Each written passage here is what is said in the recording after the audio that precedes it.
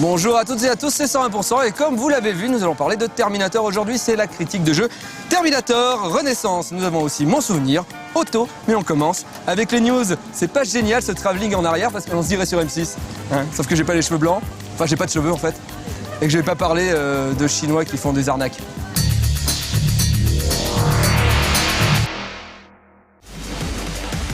eCube 2009 a fermé ses portes il y a une semaine et pourtant nous sommes encore loin d'avoir fait le tour de tout ce qui a été présenté sur le salon.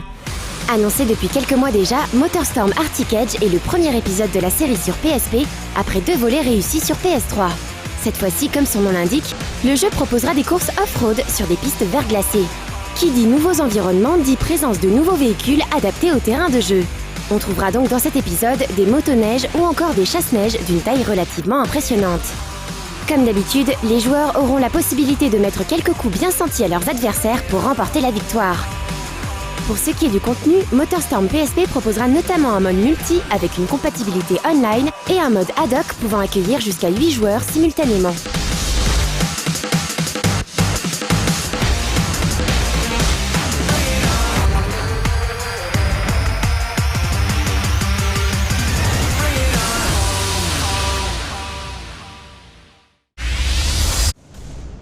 On reste dans l'univers des courses off-road avec MX vs ATV Reflex, édité par THQ. Le jeu bénéficiera d'un tout nouveau moteur graphique permettant des déformations de la piste en temps réel qui, selon les développeurs, auront une incidence directe sur le gameplay. Mais la vraie innovation, c'est au niveau du système de contrôle qu'il faut aller la chercher. A priori, il sera possible de diriger indépendamment le véhicule et le pilote via les 2 sticks de la manette afin de réaliser des cascades spectaculaires et d'assurer des réceptions parfaites.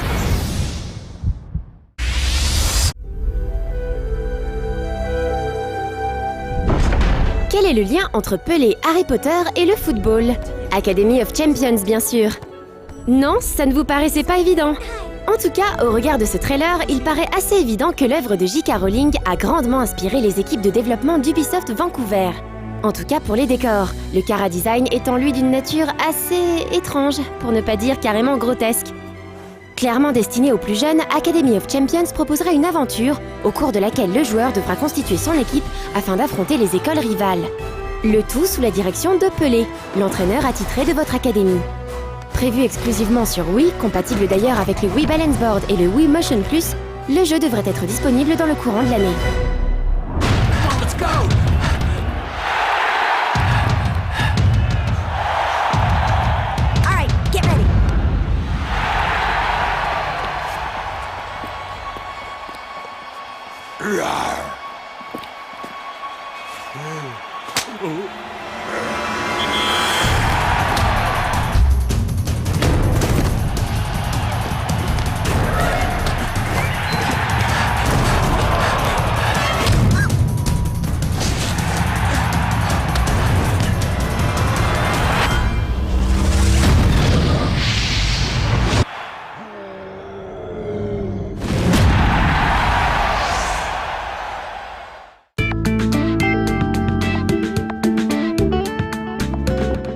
Retour plateau dans 101% et tout de suite on va voir la critique du jeu Terminator Renaissance dès que je saurai qui est à côté de moi. Bonjour.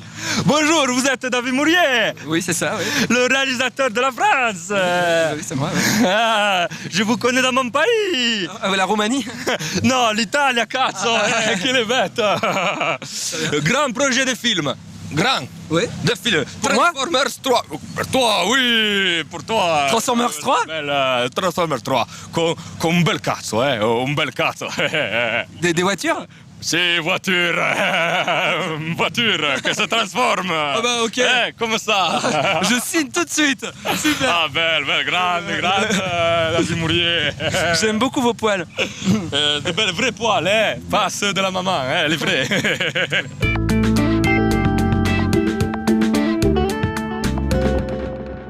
I try and remember the world the way it used to be, but it gets harder every day. So many different stories of defeat, so many faces of death. Après 6 ans d'absence, la saga Terminator revient enfin sur les grands écrans, mais cette fois-ci, plus de retour dans le passé ou dans le présent, tout dépend du point de vue. Le film de McG se déroule en 2018, le jugement dernier a bien eu lieu. Les machines ont pris le contrôle de la planète et traquent sans relâche les survivants de l'Holocauste nucléaire. Mais la résistance menée par John Connor fait front et tente de briser le joug de Skynet.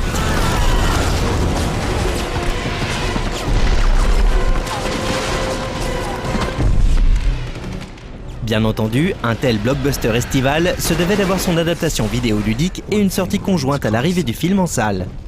Et c'est à l'hyperactif Studio Green qu'incombe la lourde tâche de développer le jeu. Mais après avoir livré la transposition en jeu vidéo du film Wanted et développé un nouvel épisode de Bionic Commando, le studio suédois ne se serait-il pas trop éparpillé à courir autant de lièvres à la fois? We lose more often than we win, and people keep dying.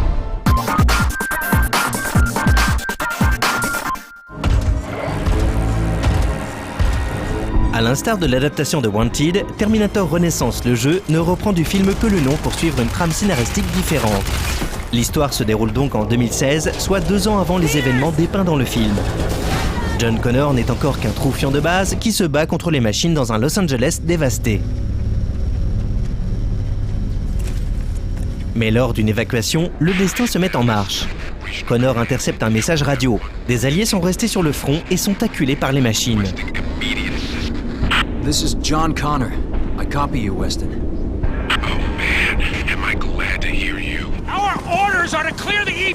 C'est accompagné de Blair qu'il décide de désobéir à un ordre direct et part au secours de ses frères d'armes. À la fin de cette aventure, John Connor sera un autre homme et devra faire face au destin annoncé 30 ans plus tôt à sa mère, mener l'humanité vers sa renaissance.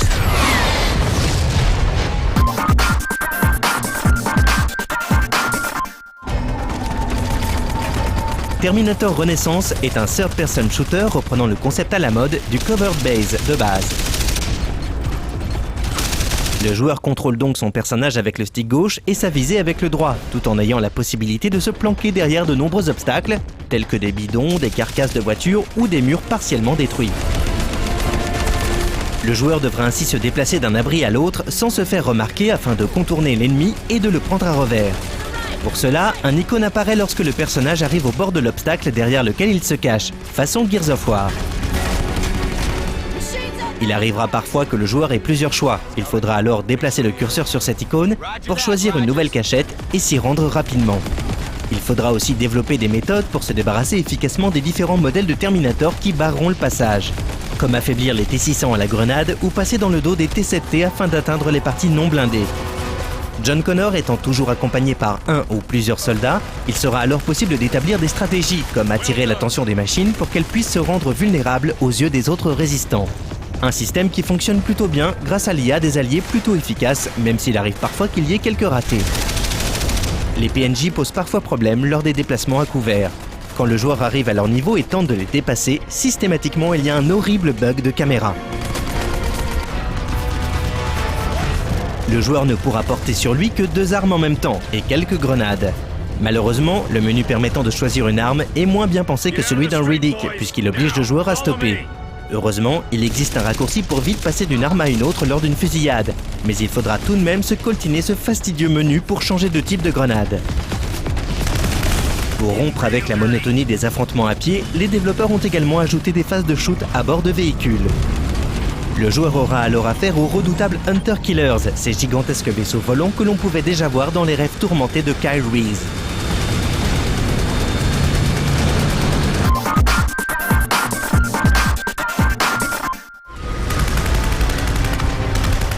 Plus on joue à Terminator Renaissance et plus on prend conscience du manque de créativité consenti par le studio Green.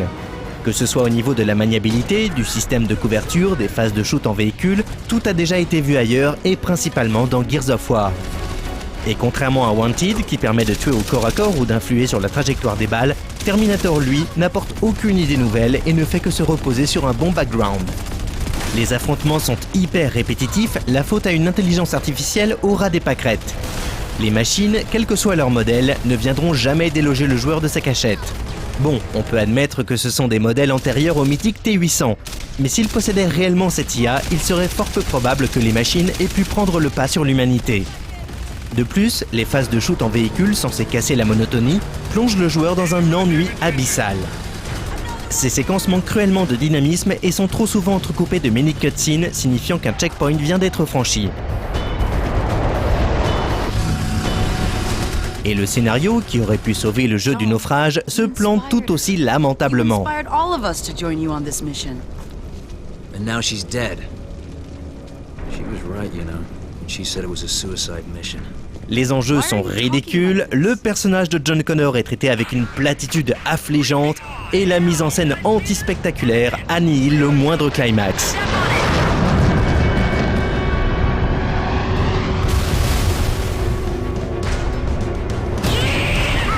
Même les instants de bravoure, constitués par certains affrontements contre les Terminators, sont gâchés par un vulgaire fanservice en surexploitant les thèmes musicaux de Terminator 2.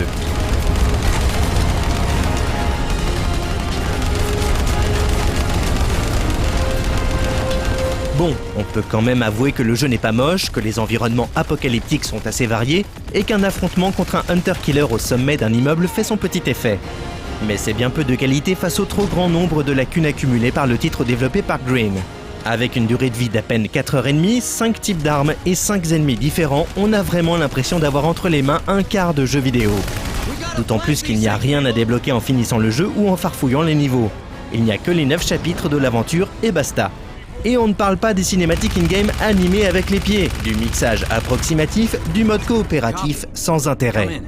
Au final, Terminator Renaissance sent vraiment le jeu conçu au dernier moment, recyclant de nombreuses idées déjà vues ailleurs et développées à la va-vite par un studio déjà débordé par ses autres productions. I'm starting to lose faith.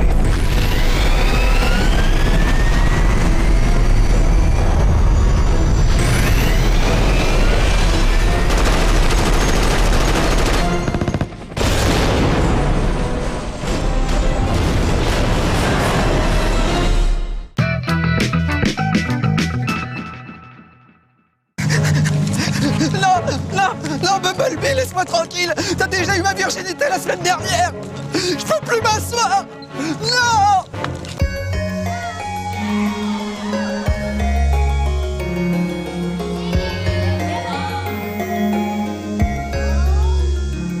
これはね、意外なんですけども、子供の頃にあって心に残ってるのはアメリカのウルティマです。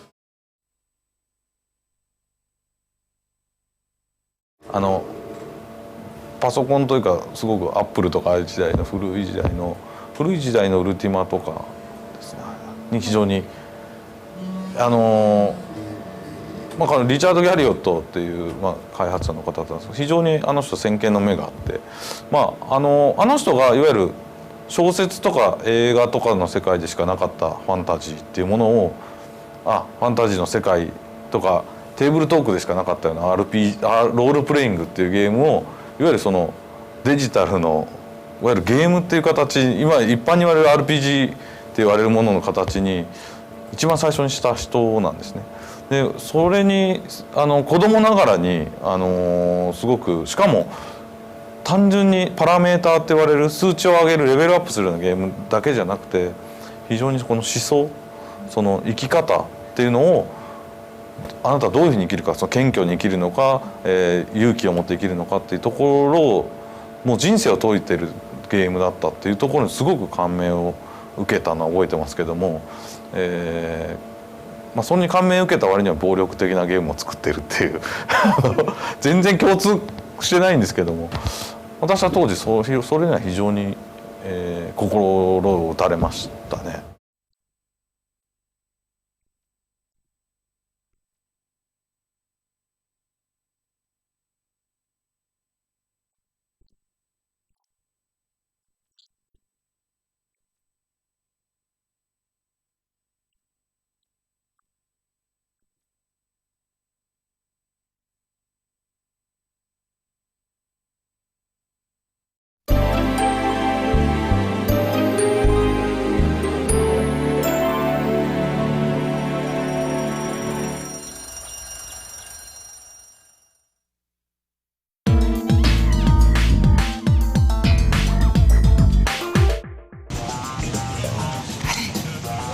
Transforme-toi, c'est bon, ils sont partis. Transforme-toi. Non, il nous regarde là. Il nous regarde. C'est bon, transforme-toi. Allez. Allez, hop, hop. Fais tes clignotants qui deviennent des yeux. Fais tes clignotants qui deviennent des yeux. Et je te toucherai ton pot d'échappement.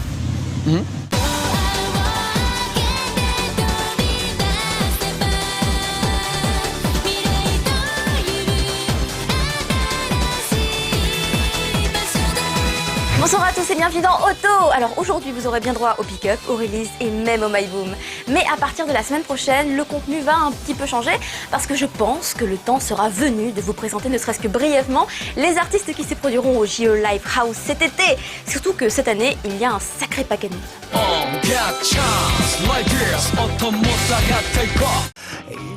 On commence les releases avec un rappel, celui d'une sortie CLG Records. Il s'agit du mini-album Black Rain du groupe Nine Gods Blackout qui est sorti le 8 juin. Le livret de l'album contient les paroles en japonais et en anglais histoire de comprendre les chansons. Ensuite, c'est l'invasion de release Made in Wasabi Records. Tout d'abord, nous avons l'OST book du film d'animation Piano Forest qui est une véritable merveille. Cet album est sorti hier, mais le film ne sortira que le 17 juin. Alors n'hésitez pas à aller le voir, c'est une belle leçon de vie. Ce même jour est sorti le premier full album du groupe Bakuon. Yes! Un album qu'il faut absolument se procurer si vous êtes fan de rock avec un soupçon de nu metal. Ce jeune groupe n'a pas encore réussi à se faire sa place au J-Top, mais Chain n'est pas trop mal placé. Alors si certains veulent les soutenir, placez plutôt vos votes sur ce clip-là. Le 17 juin sortira l'OST de la deuxième saison de Gunslinger Girl, à savoir Gunslinger Girl 2 Teatrino. De manière logique, on devrait y retrouver l'opening et l'ending de cette saison, donc Tata Hitotsu no Omoi de Kokia. Une bien belle chanson dont le single était sorti en janvier 2008 au Japon. Au Japon, elle sortira en single le 27 juillet, donc là,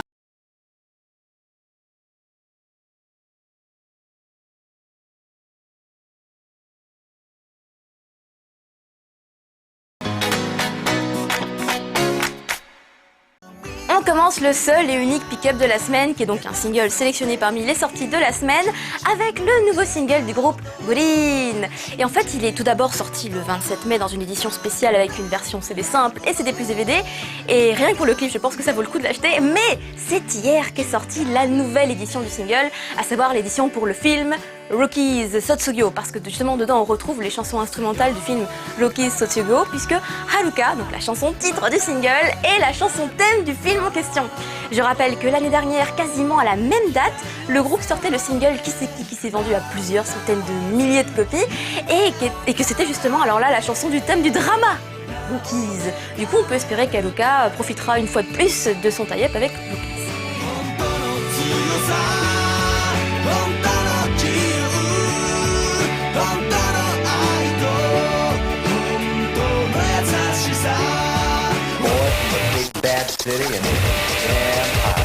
Nous passons maintenant au My Boom et je suis vraiment très contente de celui-ci puisque c'est vraiment quelqu'un à qui j'ai demandé pendant des mois, des semaines, presque des années, puisque ça fait quand même 2 ans que No Life existe, et il voulait pas, il me disait non, j'ai pas envie, et là je me dis que c'est pour me récompenser d'avoir fini mes examens, et c'est pas que je les ai pas réussis, mais c'est pas grave, il a accepté, il s'agit de Rémi. Alors moi mon My Boom c'est un clip des Mini-Monies, le clip Jan Campion, parce que c'est le premier clip je crois de J-Pop que j'ai découvert, et j'ai trouvé ça génial quand je l'ai vu, parce que ça bougeait dans tous les sens, ils ont tourné ça je pense plein de fois sur fond vert, et ils ont fait des incrustes en mettant un peu tout et n'importe quoi derrière. C'est très coloré, il y en a de partout et moi j'aime beaucoup. Donc voilà, on va regarder maintenant Jan Campion, les Mini.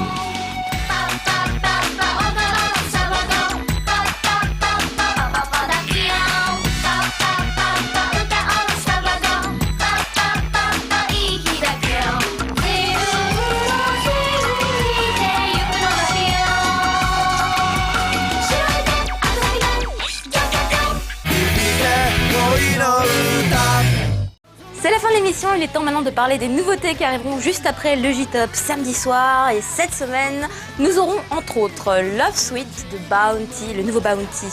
On dirait qu'ils sont dans une boîte de nuit avec les pantalons roses et puis les lumières bleues. Nous aurons Mugen no Arano, un live de The Backhorn. Nous aurons également Zero Ziz. Je pense que ça se prononce comme ça, c'est 06 de Mudi and the Sakuban. Nous aurons également Solfège de Makino Yui, qui sera à Japan Expo d'ailleurs. Et enfin, ah non, excusez-moi, je l'oublie tout le temps. Le nouveau HP, évidemment, le nouveau HP, où avais-je la tête? Et enfin, je tombe. Voilà, ce 101% est terminé. J'ai beaucoup appris dans ce 101%. Sur moi et les machines d'abord, et ensuite sur mon talent, hein, parce que quand même, si les Italiens viennent me chercher, c'est que je suis quand même pas de la merde au niveau Hectora. Donc je me trouve peut-être un petit peu enfermé dans 101% depuis 2 ans, et il est peut-être temps que ça change. Alors peut-être qu'à la rentrée, je ne serai plus dans 101%. Peut-être vous me verrez en Italie, en train de jouer avec des hommes, des éphèbes, avec des poils. Ah, les hommes.